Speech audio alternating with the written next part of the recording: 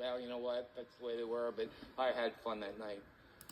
After a while, I met this girl, you know how it works. She was a nice person, and she did a lot of things to help me out, kind of calm me down a little bit. But I used to drink, you know how women are. They go to sleep at 9:30 or something. So she'd go to sleep, and I could really drink the way I wanted to when she went to sleep. And I take the bottles or whatever out to the car, and she didn't know about it. But I did try and control my drinking a lot. I don't know. Did you ever try and control drinking while you're drinking? It's one of those things. It just doesn't work well for them. It didn't work for me. And there would be a time I'd be in a blackout, and she said, "Look what you did. You got to go next door to him and apologize." And I said, "Well, how can I apologize if I don't know what I did?" It's like, what do you do? She would tell me, of course, what I did. And I had a good job. She had a good job. And we could take our little trips and go wherever we wanted. Vacations were great. We bought a house. She got pregnant. We had a little girl. And life was really great for 5-6 years. And, I didn't really have any problems at all. We were doing really well. And up before that, I was kind of like an angry guy. And I drank not to be angry, I think. And when I met Mary Ann, I said, okay, life is going to be okay now. I'm going to like this. This is okay. Things are turning okay, and the good is coming back. And that's what I thought. We were married for about 6 years, and Mary Ann got sick. And it wasn't a fun sickness. She had a brain tumor, and whatever they tried to do, all the chemo and all that stuff didn't work. And she passed away on June 7th, 1989, 6789. I don't know what that means, but it's my code. And I was left in my head, and while she was sick and doing all that stuff, going through all that stuff, I was drinking vodka out of the bottles, and I'm standing in my driveway, and I'm screaming at God, and I'm screaming at Satan, and I'm, you son of a gun, well, whatever, going down here, let me take care of you. I'm just really, I got angry again. And, but no matter what, it didn't work. And I'm thinking, like, here I am, I'm stuck with this kid. But in reality, that kid was stuck with me. She was 6 years old. I moved away from the house, couldn't take it anymore. And I moved out to Sunrise. And I moved like a block from the school, Sandpiper, it's still there, Sandpiper Elementary. And Danielle could walk to school, and everything was great. And the apartment complex I moved into had a lot of mothers and stuff that had children and everything, and I was the poor little widow guy. And I would go to them, "Oh, can you watch Danielle tonight, because I really need some time alone, I'm all sick." And they would take Danielle, and I'd go to the bar. It was great. So I didn't do that. I did the best I could as a dad. In my heart, I did really okay. I mean, I would take her to Disney World, and I would take her to Typhoon Lagoon, and I would take her to Epcot Center and SeaWorld, all those worlds. I was always taking her somewhere, and she was enjoying it. We were having a great time. But I continued to drink, and I wasn't getting any better, and I didn't know what to do about that. So I came up with, I have sisters and cousins, where Danielle has cousins and aunts and grandmas. So I'm going to move up north. One of them geographics that you all hear about. So I backed up the truck to the apartment and whatever would fit in it. I just had a DUI before that, and I have a license, but that didn't matter. I drove anyway. I don't know about you, but that never stopped me. I was still a little rebellious. And I got back up, and my parents lived in New Jersey, and some people lived in Pennsylvania. And it worked great for the first 3 months. My mom would come over, and they would take Danielle to the park, and my sister would come, and they'd do little auntie things with her. Let's go have a party, or we'll go to the McDonald World, and they'll do all that cool stuff. But after a while, they stopped coming. And I think it was 2 years sober when I finally realized why it was. They got tired of coming and seeing their son passed out on the floor. They got tired of coming and seeing their uncle, just sitting there laying against the couch, being whatever it is I was. And they got tired of seeing their brother. My sister got tired of seeing her brother in my shape. so they stopped coming. I'm still working for the wallpaper company this time. I moved up there out of Pennsylvania, so I'm working out of that office. And they decided to close the business. They were old, so they just said, okay. And they wrote me this great check. You know, when you work for them for 25 years, and I sold a lot of stuff, one drunk talking to another drunk, it worked real well. They bought a lot of wallpaper. I think I was using the wrong program, but it went on, you know. And they hand me this check, and what's the first thing I'm going to do? You know, back the truck back up, because it was cold up in Philly. And I came back to Florida. Again, just before I left, I got this DUI. You know, I'm good at DUIs. And they would send me to the judge would always make me go to this place called AA. And I would go there, you know, I'd go to AA, and these old guys, they're probably as old as I am now, they would just look at me, you know, sign my paper for me, man, please. I'm going to be good now. And they would look at me like, get out, you don't want anything we got. So, and I got a resentment, of course. So I would get the other guys, we were going to this DUI school. You ever go to DUI schools? They're great. So I got everybody together, and I say, okay, here's what we'll do. We'll get a case of beer. We'll go over to my house, and I'll sign your paper. You sign my paper, and we'll be good to go. I mean, is that, you know, I hope I'm not giving anybody ideas, but that's my rebellious nature. I didn't want anything that AA had. I didn't want anything that anybody talked to me about. My first meeting in Alcoholics Anonymous was in 1978, and I didn't get it till 2000. I wish I could say I was a white chipper, or one-way chipper, but I'm not. I'm what I call a rounder. I hung around the outside of Alcoholics Anonymous. When I came in, when I was legislated into Alcoholics Anonymous, and right, you got it. I would go there, and I'd get 30 days or 60 days, and I'd be better. You know, well, I don't need you guys. I'm good. And I would go out for 6 years. And then I would come back in after I was legislated back in again, and, you know, stay for 30, 90 days and go out. And it was just the things that I did. I never got a sponsor. I never got a, what do you call them things, a home group? And I never ever read that blue book that he just gave two out of. I never knew what that thing was and didn't want anything to do with it. So as I back up this truck and I'm back in Florida again, I'm dry. And I don't know if you folks know about dry drunks. I'm not real sober, but I'm real dry. And I don't know how to handle it, because it's not really the drinking in my case sometimes. It's the way I think and what I do with the drink that makes me a little bit nutty. And I'm down here, and I'm crazy, and I meet this girl that I had known a while ago, and she had an issue. She was really in bad shape, and I'm dry, and I'm going to help her, you know. Right, I help her. Like, she comes, you know, I said, come on, you stay at my house. Now, my little daughter is still with me. She's 13, and she's about had enough of me already. And so this girl comes in here, and she was all whacked out on the corner, and I had a Polaroid, and I'm taking her picture, you know, before I had a cell phone picture taker thingy. And I would show her in the morning, this is what you look like when you're whacked out, and I'm going to save you. I'm going to take care of you. I'm going to make you be okay. I'm going to make you be like me, I guess. I don't know. So she would beg me, come on, come get high with me. Come do this with me. Come on, come on. And no, I'm not doing that. I'm not going to do that. You know, come on, please do it. And man, I held out. Geez, I held out as long as I could. I guess it was 3 days. and I went on this tear, and it's something that I'm not proud of, and it's something that keeps me pretty much sober today when I reflect back on it, because I went out on this thing, and Danielle would come home, and I'd be all whacked out, and she said, Daddy, the last time she said, Daddy, look what you're doing to yourself. And she walked out the door. At 13, she had enough sense to get the heck out of there, or 14, whatever.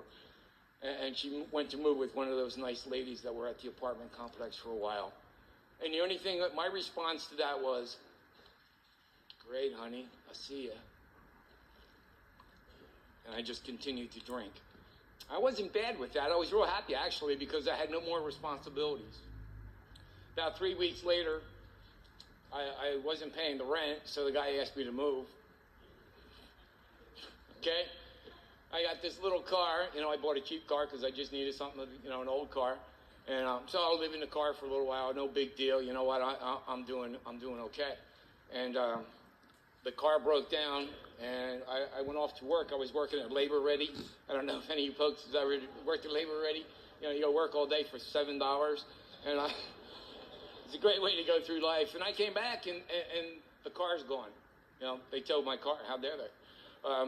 So here I am. The kid left. There's nothing. There's just me.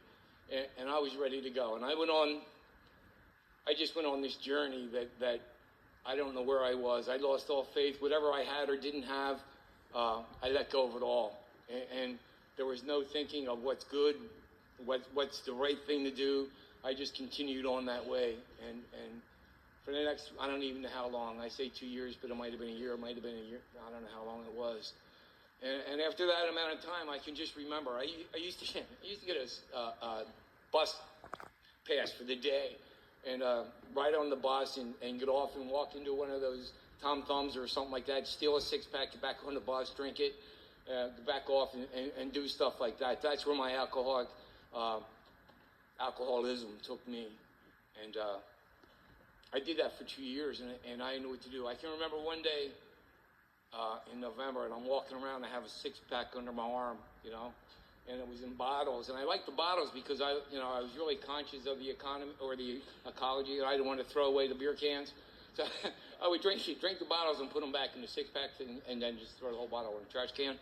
But I'm walking around with this thing, and I'm going, what do you do? What do you do when you don't know what to do? And I walked around for 3 days like that, and that's all I can remember. Like, what do you do, man? Just where do you go? I don't know where to go. I don't know who to talk to. I don't know where to do. I don't know anything. And I found myself on the phone, and there was some guy at the intergroup that answered the phone. I think his name is Dan C. And I'm pretty sure that was him who answered the phone. And he and of course I lied to him. He goes, what are you looking at? I'm looking for a meeting, man. I'm good. I'm doing great. He goes, well, there's a group out. And I told him I lived in Coral Springs, all kinds of good stuff. And I lived wherever. And so I ended up going to this group called the Tamarack Group. And all right, go ahead. Okay, all right. Anyway, I go to Tamarack Group, and I don't want to be here, man. I got a bad attitude. I mean, I'm like, there are people here that remember seeing me walk into meetings, and I wasn't the vision of loveliness you see tonight. I can tell you that. My pants were held together with a string. They were scroungy looking. You know what? I was scraggly. I had this old crappy old green jacket, and I walked in there, and I was looking for alcoholics. I was looking for people like me. And I found people like you. It's like, oh boy, what am I going to do with these people, Because I didn't want anything you had it still, and I didn't know. But I just knew I didn't know what to do. And this is the only thing that came to head. And I'm sitting there at the end of this meeting, and this guy starts talking to me. How you are? He's a new guy. Grab him, and he starts talking. He's just yammering away, and he's talking, I was done listening way before he was done talking. He's going on, man, and he's telling me, oh, yeah, man, I'll help you out. Yeah, right, have a nice day. But, I just got out of there as quickly. I'm hungover, and my head is, like, pounding. But I did one thing. Instead of going the way I normally walk wherever I walked north on University, so I didn't go by all the places that I used to steal my beer from. Steal. It's an honest program. And I came back. I came back to have a meeting on Friday, because I didn't know about that 90 meetings and 90-day stuff. And you know what? I don't know if it would have mattered or not. But I came back on Friday because they said come back, and I did. And I got to the point where I was going to all these meetings because I didn't have a job at this point, and I didn't have a vehicle, and I was walking and doing the bus thing, and there was a Monday, Tuesday, Wednesday, Friday, Saturday meeting. They wouldn't let me into the Sunday women's meeting, so I tried. They wouldn't let me in. So I was pretty good at getting there, And I got this job. About a week sober, and I worked there for 9 years. And I got a job in a warehouse making $6 an hour or something like that. It was a lot better than labor ready. They had benefits and all kinds of stuff, so it was great. And I started to do things in A&A. Gary would see me walking down the street, and he's got a big black SUV, and the windows are black, and he would pull up to like this close to me and roll the window down and say, "Get in." I would say, "What, man? What?" And like you almost killed me, and he just get in, and he would do that a lot. He's like my pal. It's like if you knew people in here and old people or whatever, I just got to say this about Gary. He's I'm his wing nut. I used to be his wing man, but Jamie calls me his wing nut, so I'm going to be that. But to have a friend like that, that we go through stuff. You go through stuff, whether it's good, the good stuff we enjoy, and the other stuff it may not be so fun, but when you got a partner like that, it's a good thing. And like, we go through. We're back to back, and we can take it on, and that's the way our life is and my life is. And thank you, Karen. So he, again, my pal, starts me coming to general service, and I don't know anything about it, but I know it's keeping me sober. Now, for 22 years, I'm walking around AA. I'm a rounder, remember, and I'm on the outside of the game, and I don't know anything about it. And he starts to take me to this place, and to me, my program of sobriety, my program that it says in the book, is like a puzzle to me. My little Barbie used to tell me about that AA is like a puzzle. Each piece is a piece that you do every day, and you do those pieces every day because you don't know which one of those pieces is keeping you sober. So I treat AA like that puzzle, and I try and do a little bit extra every day, in AA. So I'm doing this stuff, and I get this home group thing going on. I finally get a home group, and I get a sponsor, and I start going to a big book meeting, and for some reason or other, I start to read this book, and still doesn't make any sense to me, but I read it, and it starts to mean a little bit more to me each and every time that I get to read it, and that's a big part of where I am today in Alcoholics Anonymous. So I got a home group. It's called the North Lauderdale Group, and as it is on AA campus, boy meets girl, isn't that how it works? Like they say, the odds are good, but the goods are odd.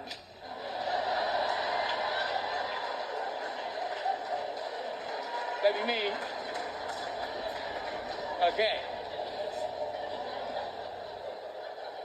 All right, so I meet my little Barbie, and I'm in AA, and my sponsor is making me do all this stuff, and it's hard work, and I don't want to do it, and we're going to do step 4. Well, I don't want to do step 4. What we're going to do step 4? Joe, maybe you don't understand what I just said. I don't want to do step 4. He goes, yeah, I know that, John. I'll be over your house about 1. It's like, okay, so I did it, but Barbara let me know that as I go through Alcoholics Anonymous, that there are things. We work hard each day. We work with newcomers. We go to our home group. We set up. We do the things that we do. We pick people up for meetings, take them home. We do all the stuff that we think we're supposed to be doing. And she let me know about conferences and conventions and little places that you could go to. And she told me, John, those are the icing on the cake. You go and you work hard all week, maybe 4 months, 6 months, whatever it is, but you go to the conference and you meet a whole bunch of people. And I did.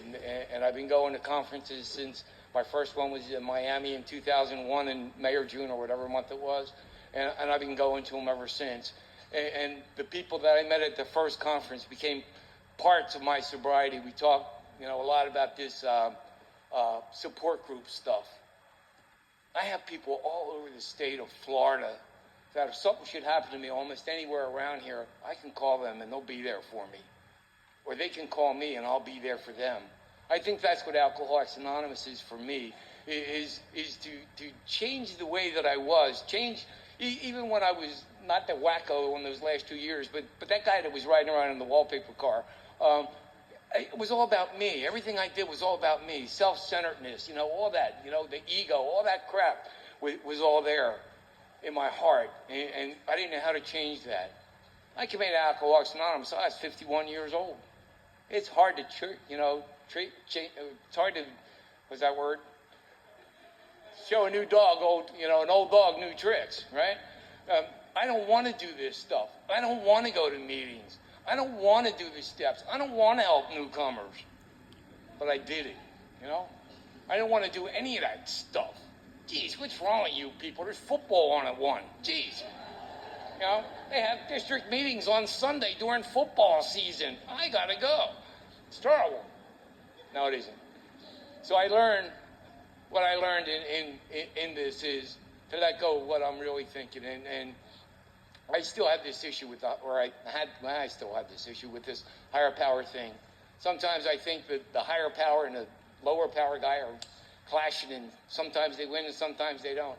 Like today, I was on my way. I came back from BCIC. I'm on my way home. I'm going to try and get here by 12:30. My Jeep breaks. I can't get it in gear. I can't get it out of gear. I run across the street. I try and get a battery for it. It doesn't work. Nothing's working. So I call a tow truck. They tow the car away, and all of a sudden, they're like, Gary, come get me, man. Gary shows up. And that's what happens in AA. They show up. All right. I got to tell you about Barbie. I wear her pin, and I'll explain it to you as I get there. We had fun, and we did a lot of good stuff. We'd go to these conferences, and we really enjoyed ourselves. I mean, I'd be walking around Broward County, and she'd pull up beside me and roll down her windows, and, oh, boy, she's going to give me a ride. And she would just look at me and say, you know what? Humility begins on the inside. You're not going to get it walking around Broward County. Roll the window up and leave. It's like I'm shocked. I'm shocked. What the heck's wrong with her, man? Jeez. But she taught me stuff, I thought I was being humble because I'm walking over and somebody asked me for a ride. I don't need a ride. I'm good. I'm an AA, man. I'm good. And I'm not. I'm not. I'm still the ego's still there. I'm still edging God out. I'm still edging out good. I say God because whatever, and good because that's what I believe. It's good. And she got sick. And no matter what you go through in life, again, I'm thinking like, okay, I'm an AA. Life is okay. I'm starting to believe in a higher power. I'm starting to believe in a whole bunch of stuff that I never had any idea what it was meant before. And bam, she got sick. And instead of going to where I went before with Mary Ann, I asked my higher power to help me. Say, please help me do what the heck I'm supposed to be doing here. And I found out so much more then than I ever did before in any of the stuff that I had ever done in Alcoholics Anonymous.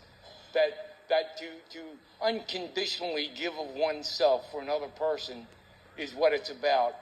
It's not about, how many tickets we sold to the spaghetti dinner. It's not about all the other stuff. It's what can I do to help another person? As it says on page 77 in our big book, it says, my job today is to be a maximum service to God and the people about me. And that's what I try to do today. People will call me up and say, John, how you doing? I'd say, I'm doing great, but Barbara's the one sick. What are you calling me for? Still me. It's all about me. And they would say, well, you know what? When's the last time you went to a meeting? I haven't been one. And they say, well, come over and sit with Barbara. You go to a meeting. And that's what you do in AA. Instead of my going there and having to take her to chemotherapy every day, you people set up a schedule to help take her to chemotherapy and to radiation therapy. There were people there all over the place, and I could go back to work. And it was a good thing. Her birthday was July 11th, and I had a birthday party for her. And it was just one of those things that I didn't know people like you existed. I still have problems believing people like you exist. I really do. As I look out here, I don't know how many, there's a lot. And I don't know how to say thanks about that. Just, man, what a place. And Barbara passed away on August 5th, 2005. And we celebrated her life. We didn't, mourn her death. We celebrated her life. And the poor guy at the funeral home, he didn't know what was going on. There was a lot of people, man. It was like SRO. They had parking all over the place. And you people came, and you came to take care of her dad and her sister, and of course you helped me out too. And there are things that I think about when I think back on that. All I know is thanks. I mean, that's all I know. Now, when I was down, I wish I could say that, I was okay, but I wasn't. When I was down and dirty, and I started to get to that frustrating point again in my life. I mean, here I am, I'm 58 or 55, whatever the heck I am, and you people are calling me up like, were you going to a meeting tonight? And I go, no, I don't want to go. And he goes, yeah, you are. You're speaking tonight. What do you mean I'm speaking? And you made me come back. You made me come back into Alcoholics Anonymous and get involved in the middle again. It's been a strange road these last 4 years. I've thrown everything I got into Alcoholics Anonymous, and people look at me and they say, John, why don't you get a life, buddy? And I just tell them, I had a life, man, and I drank it away, and I got this life, and this is my life now. That I know I can go and do some of the stuff that I wasn't able to do before. I come in here to general service, which is a really cool thing for me. Somehow or another, wait to hear this. These people in Alcoholics Anonymous, there's something wrong with you. I sit here and I tell you, I'm a liar, a cheat, and a thief. And in October of last year, they elected me treasurer. I'll tell you what, boy. I just love AA, and I'm very careful with every nickel. It's like, man, there's people who are really crazy. So, and I don't get a chance to talk to a lot of people from all the groups all over Broward County, and this is a little message from our sponsor. I'd just like to say thank you from District 9, from all the groups that contribute, from all you folks that come to this thing that help us to carry the message of Alcoholics Anonymous. I mean, it's just like a cool thing for me. I don't know what else to do in Alcoholics Anonymous. I could sit up here and talk for another hour and a half about it. I know you're kind of tired. But I just want to go a little bit about my home group. We're called Back to Basics. And I